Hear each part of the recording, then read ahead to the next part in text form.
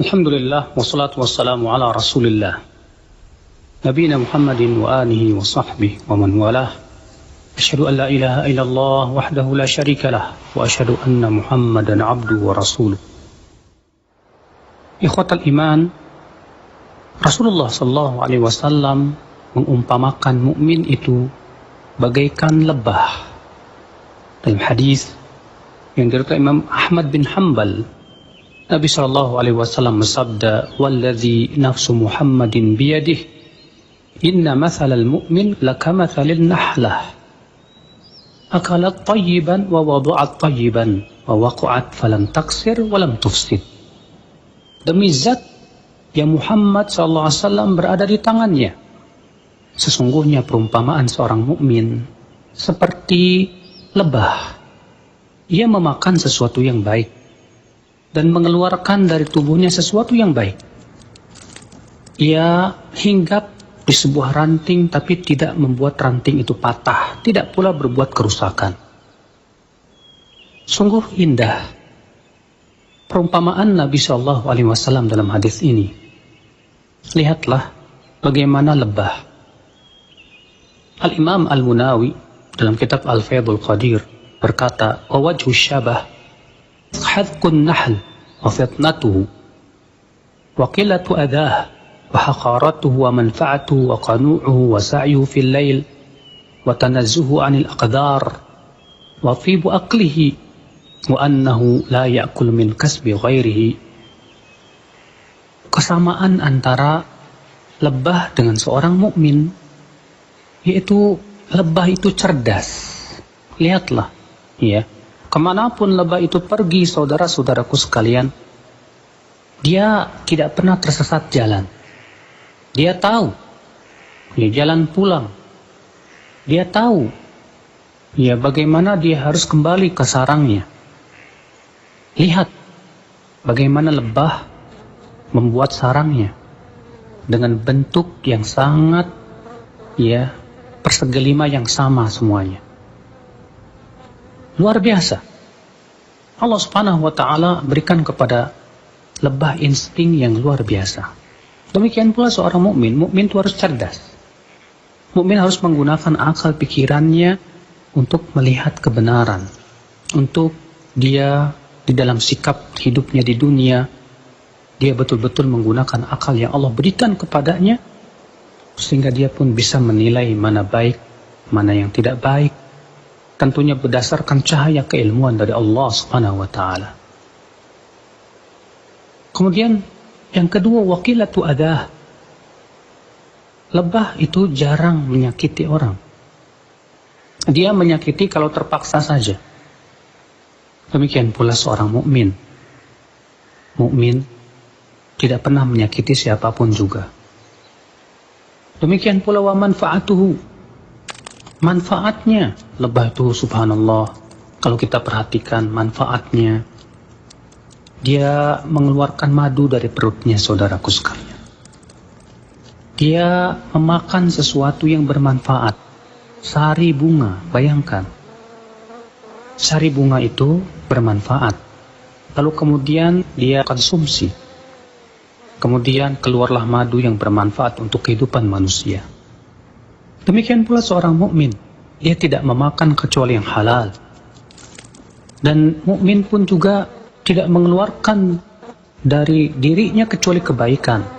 Ucapannya baik, demikian pula perbuatannya juga baik dan bermanfaat untuk orang lain. Wa qanu'uhu, kemudian lebah itu sangat qanaah, dia merasa puas dengan yang ada. Demikian pula seorang mukmin, dia merasa puas dengan yang ada. Dia tidak punya sifat tamak dan serakah. Dia senantiasa bersyukur dengan apa yang Allah berikan kepadanya. Demikian pula lebah, sa'yuhu fil lail wan nahar. Lebah senantiasa berusaha di waktu malam dan di waktu siang, tak pernah bermalas-malasan. Mukmin pun demikian, mukmin tidak lemah, mukmin bukan orang yang pemalas. Makanya Nabi SAW bersabda, ihris ala ma yanfa'. Hendaklah kamu semangat dalam perkara yang bermanfaat buat dirimu. Wasta'in billah, dan mintalah tolong kepada Allah, wala ta'jaz, dan jangan kamu lemah, jangan kamu malas. Mukmin tidak pernah mengenal malas. Dia berusaha sekuat tenaga untuk melawan kemalasannya. Dia semangat dalam perkara yang setiap yang bermanfaat untuk hidupnya, dunia dan akhirat. Kemudian di antara kesamaannya juga watanazuhu anil aqdar. Lebah, dia selalu menghindar dari kotoran-kotoran. Berbeda dengan lalat. Lalat malah mendekati kotoran. Tapi lebah tidak. Demikian pula mukmin. Dia menjauhi semua kotoran. Dia tidak ingin mengucapkan kata-kata yang kotor. Dia tidak ingin juga melakukan perbuatan yang kotor. Dia juga tidak ingin mendekati tempat-tempat yang kotor yang bisa mengotori hatinya. Dia tinggalkan maksiat, karena itu semua kotorannya, saudaraku sekalian. Wa annahu la ya'kul min kasbi ghairihi.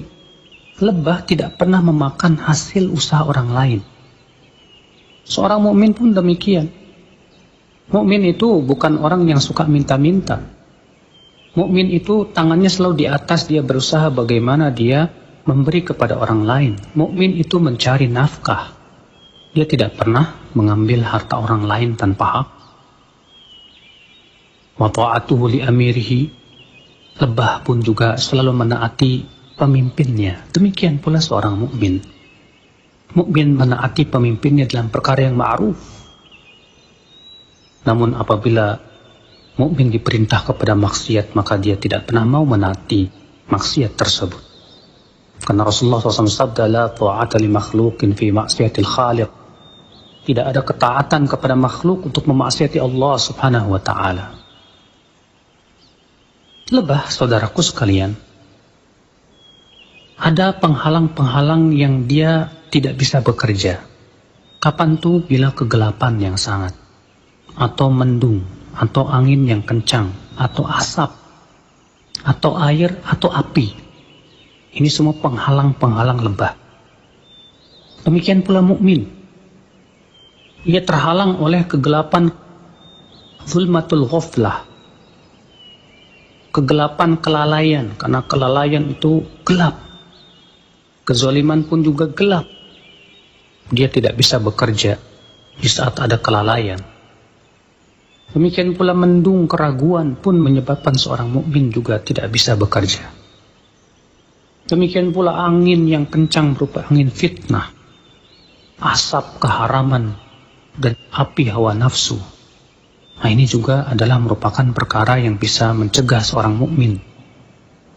Demikianlah saudaraku sekalian betapa sangat miripnya lebah itu dengan seorang mukmin. Maka berusahalah kita seperti yang Nabi SAW gambarkan kepada kita, bahwasanya mukmin itu bagaikan lebah. Betapa indahnya seorang mukmin yang bagaikan lebah. Dia tidak pernah berbuat kerusakan. Di mana saja dia berada, dia tidak pernah merusak. Bahkan dia di ranting yang paling kecil pun dia tidak pernah patah. Dia tidak pernah merusak bunga manapun, dia tidak pernah rusak. Makanya mukmin tidak pernah berbuat kerusakan di muka bumi. Subhanallah. Betapa indahnya kehidupan bagaikan lebah itu. Semoga kita termasuk orang-orang yang bisa mengamalkan hadis yang agung ini. Wabillahi taufik. Assalamualaikum warahmatullahi wabarakatuh.